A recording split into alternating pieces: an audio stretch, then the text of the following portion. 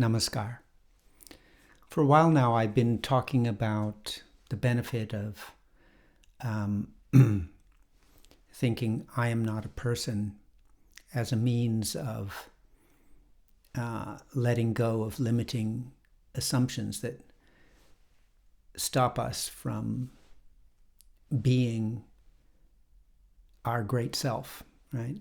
Which identify us with the small self, the body, the personality, etc.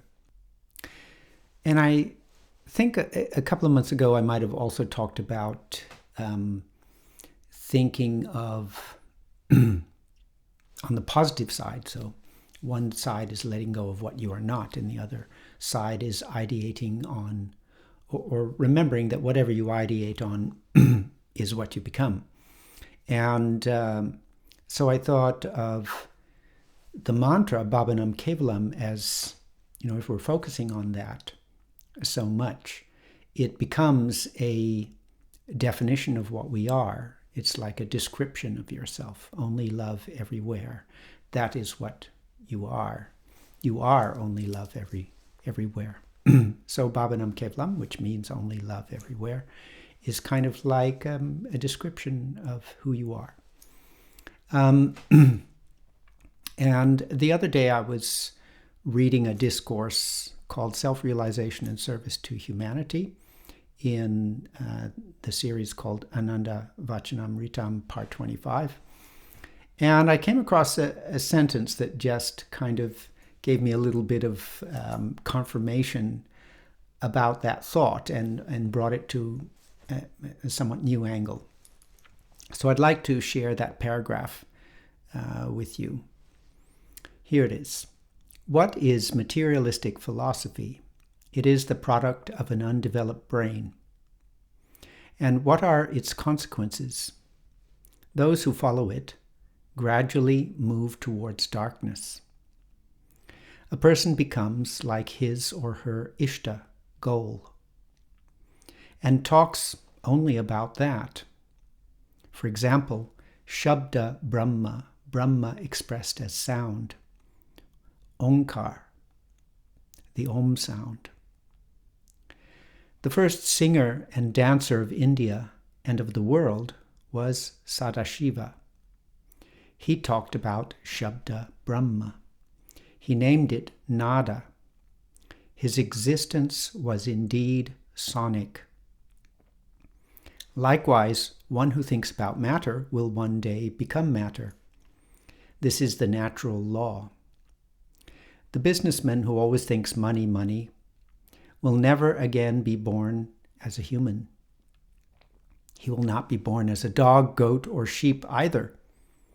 After death, he will become money and will remain confined in the box of a businessman. That was indeed his goal. So materialistic philosophy converts one into matter. After death, materialists will become shirts or wine according to the objects of their thinking. And that, incidentally, was why I never agreed with this idea of, this book that was called The Secret. And it said, if you want a Lamborghini or something like that, just constantly visualize and you will get it. What yoga warns is that you won't get it, you will become it. You will end up being reincarnated as a Lamborghini, and that's a disaster. But that's not the point that I wanted to focus on, although these are all important points. But the idea I wanted to focus on was this one, that Shiva talked about Shabda Brahma. Shabda means sound. And he named it Nada. His existence was indeed sonic. So what's being said here, that because that's what Shiva was focused on, the idea of Shabda Brahma, the divine as sound, the Om sound, and here I'm linking it to the mantra. We focus on the sound of the mantra, the meaning of the mantra. And so that sound, that wavelength, that vibration is as we keep on repeating the mantra, our whole existence gradually becomes flowing in that wave, and we literally become Shabda Brahma. We become that wavelength, we become that sound. And that's what it says here, that Shiva, who was doing that, who was focused on Shabda Brahma, his existence was indeed sonic.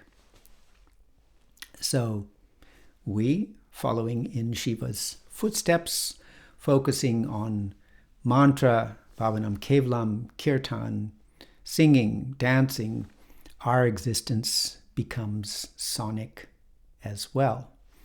And that's a nice way to think about oneself as a sonic existence, not as a personality or a body, or not to identify with those limiting concepts. And I find this idea of thinking oneself as a sound, as a vibration traveling through the universe, as to be very liberating in the as an alternative to the small limiting self-concept that we have of ourselves as a person. So that's what I wanted to share with you. I hope you found that as stimulating as I do. Namaskar. Take care.